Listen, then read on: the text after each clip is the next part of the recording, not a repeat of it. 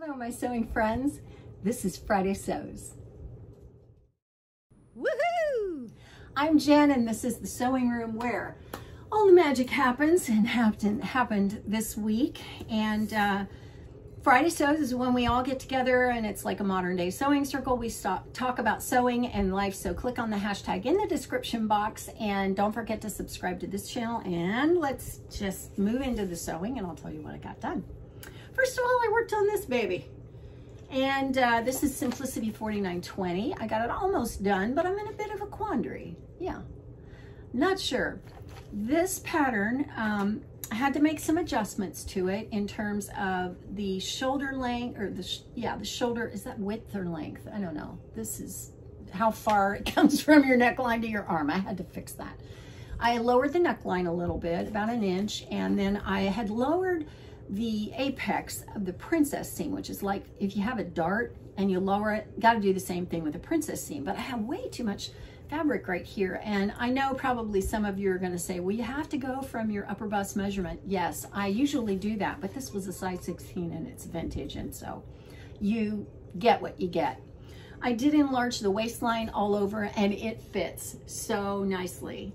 There are pleats, like box pleats, that are formed by inserting a godet. It's like a triangle piece that you put in, and then what would have been the seam going all the way down folds around that and forms the pleat. Well, those pleats start really low. I mean, I'm pretty tall, and they are a good probably 4 or 5 inches down from where my legs attach to the rest of me. So if I make this again, I will probably raise those up about 3 inches. Beyond that, oh, and I also ditched the facings. I just bound the neck edge, and I still need to finish the armholes. Here is the dilemma. One of the views has a bow, like a skinny bow. Another of the views has little, kind of like little coin pockets. They're almost more like a stylish thing than a functional thing. My phone would never fit in one of those pockets. So, and then there's a tie belt option. Well, I wanted to do the bow, but I used a cotton sheet, and it's so casual, so I also made the pockets, and I like it all. So I've asked all kinds of opinions. Now the bow, they want you to make the bow and stick it on. Well, I wasn't going to do that, so I went to the trouble to baste the bows in. And I made a wide one, and I sewed the edges of the bow into the seam, so it's locked in there and it goes nowhere. It doesn't fall off, or you don't have to sew it on or anything like that. So that was one option, and I think Trish liked that one, my BFF Trish. She said that captures the vintage look of it, and I thought, yeah, it does. My husband likes the skinny bow. He said, I don't know, I just like that. And two of my sew sisters like the pockets without the piping. I kind of like the pockets with the piping. I don't know, I'm on the fence. So the options are wide bow, skinny bow, piped pockets, or non-piped pockets. So 4 options. Let me know which one you vote for, because like I say, I'm in a quandary. I don't know. As soon as I do the armhole bindings and hem it, that's the only thing that will have to be done, and then it'll be finished. It's really cute, fits great, and I don't know, I think I might like to make it again in a fancier fabric. It's just really cute. So I worked on that. I finished this vest. This is Simplicity 9012 from 1992, I think. And this is a shower curtain. It's polyester, and it's got stitching all through it. And I didn't have the buttonholes done, so I was able to grab some buttons last weekend on a birthday overnight that my husband surprised me with. I think these are the perfect buttons. I really like this because it can be dressed up or down. I left the button off the bottom, and I've just left it open. And that's because I lengthened it, because the first time I made it, it was too short. And this time I think it's too long, because it's tending to want a bunch in the back, and I don't like that. So yeah, I should have probably not lengthened it as much as I did, but if I make it again, I'll bring it up about 1/2 inch, and I think that'll fix it. So really happy with this. And then I worked on Jolie 3134. It is their racerback swimsuit. So I went ahead and put it together, and I have some things to say about this and about the pattern. First of all, the pattern is really easy. It's a swimsuit. It's not hard. I made the version that this little girl is wearing, which has, it has the front, and it has then a side piece, and then it has another side piece, and it gives it a lot of nice shaping. You can't see it at all on this fabric, the way it's done. You can see it on the inside. I'll show you the inside. It goes together really quickly. You do only line the front, and I think if I make this again, and I've already made it once, I will make it lined in the back as well. Here's where you can see all those seams that are in it. And really, it's beautiful for color blocking, because the color blocking makes you look even better in it. The thing that I didn't like, I put it on. Now, I am not an Olympic swimmer. I never aspired to be. And so those suits that those competitive swimmers wear don't have cups. They're very streamlined. They're very, you know, they're very professional. This is just a suit to This is just a suit to do laps in. So I didn't really care about any of that, but I do have a lap suit that does have cups in it. And I like this. It fits. It's not terribly flattering because it's a flat front. There's, you know, no shaping to it at all. I think actually I even got this at like Sam's Club, or it's a Speedo. So if I were gonna do this again, I would put cups in it and the elastic that goes right under the cups. I don't know if I wanna work that hard. That's the thing. The other thing is I quartered all of my elastic, I quartered all of my openings, and that really helped with the stretch. Now I went and obsessed over what kind of elastic to get the last time I made a swimsuit. And this time I just got the 3/8 of an inch regular old polyester elastic out in my stash, and I used that, and then I ran out and I went to Walmart this morning and got some. So, you know, whatever. If the chlorine gets to it, it's fine. I'll just make another one or buy another one. I went to the serger, lined up the elastic with the edge of the fabric, and then serged it on. And it was way too bunchy, way too gathered, could not figure out why. So I went back, and that was when I quartered the elastic and quartered the openings. And I went back to my machine. I had, is it Miraflex thread in it, the stretchy thread? So I used that so I could stitch a straight line. And essentially what I did was baste the elastic in, and then I went to the serger and serged the edge. And then I went back to the machine, turned under that serged edge, and top stitched it down. And that gave me a much nicer finish. Because the trick here is that you want some stretch in that elastic, but you don't want too much and you don't want too little. So you gotta find kind of that Goldilocks zone of elastic stretch. But it fits great, and I like it a lot, except for those things.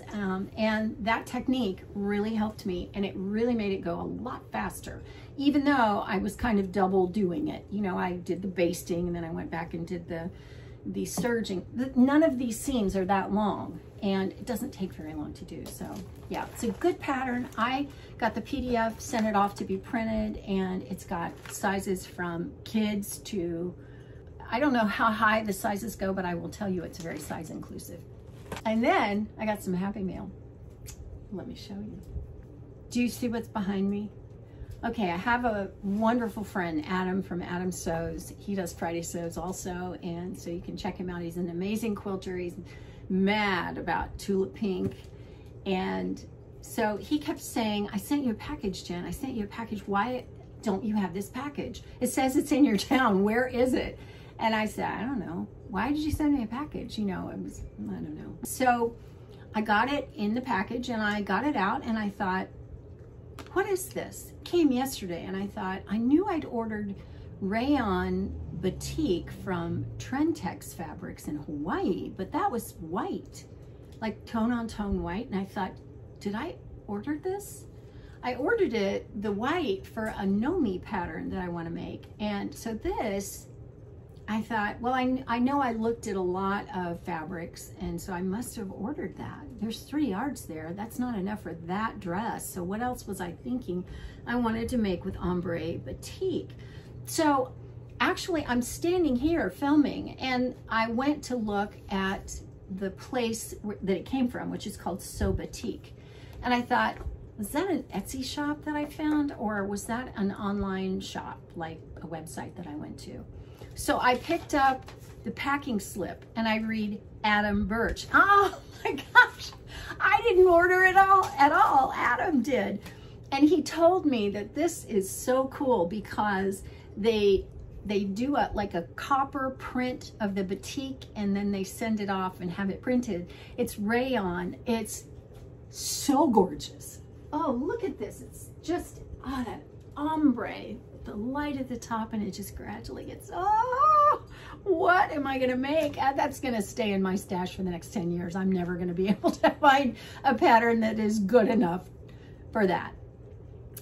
I'm sure it won't take that long, but anyway. So that was amazing, Adam. I'm speechless. Okay, so that came in the mail. And then I decided that I would give myself a budget, and I would get from eBay, not Etsy. Etsy's too much trouble. It's too fussy, and people want too much money for stuff.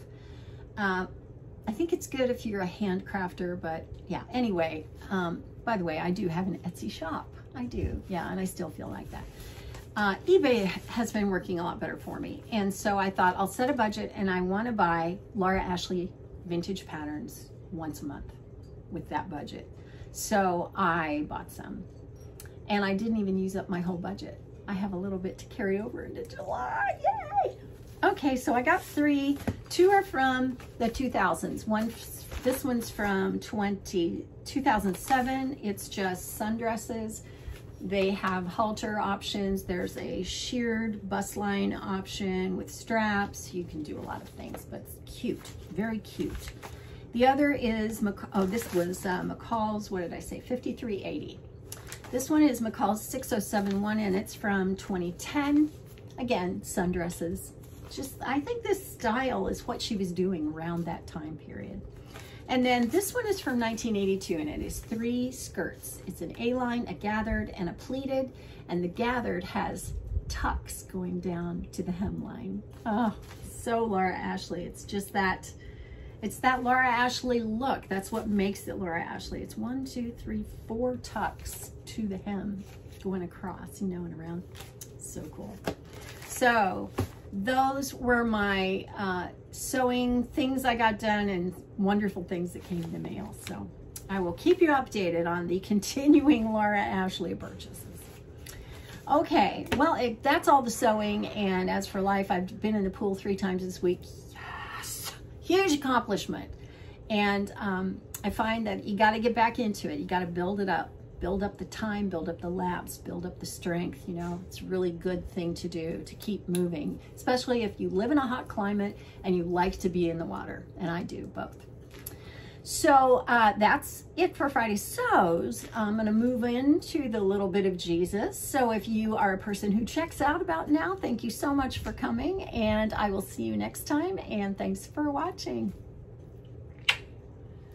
If you're a person that stays around, thank you so much for staying around. This is a little bit of Jesus, because I really want to encourage you. And when you talk about being glad that I do this part, that really encourages me. So thanks for that. Okay, this one, prayer card, is from Matthew 21:22. If you believe, you will receive whatever you ask for in prayer. The first thing I want to say about this is that God isn't Santa Claus. So let's keep that in mind. Jesus is talking about how he is between us and God in that whole section. And it's before he goes to the cross, and he's just telling his close disciples, listen, you are not forgotten. I'm not going to leave you and never think of you again, or I'm not going to leave you stranded. Whatever you ask for in prayer, you will receive.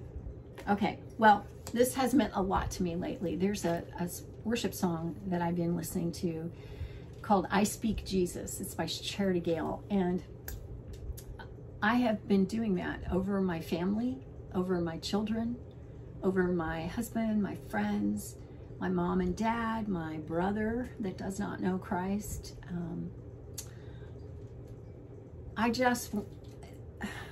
One of the lines in that, well, one of the phrases in that song is, your name is power, your name is healing, your name is life. And when I think I am speaking that name, the name of Jesus, that name has power, that name has healing, and that name has life. And I am speaking that over these people. Now, I didn't grow up in a church where you did that. We all sat with our hands in our laps and we sang hymns, and, it wasn't liturgical, but it wasn't flashy, showy, nothing like that. It wasn't demonstrative. We didn't do the things that we felt. This worship leader does, and it draws it out of me. And I think this name has healing and power.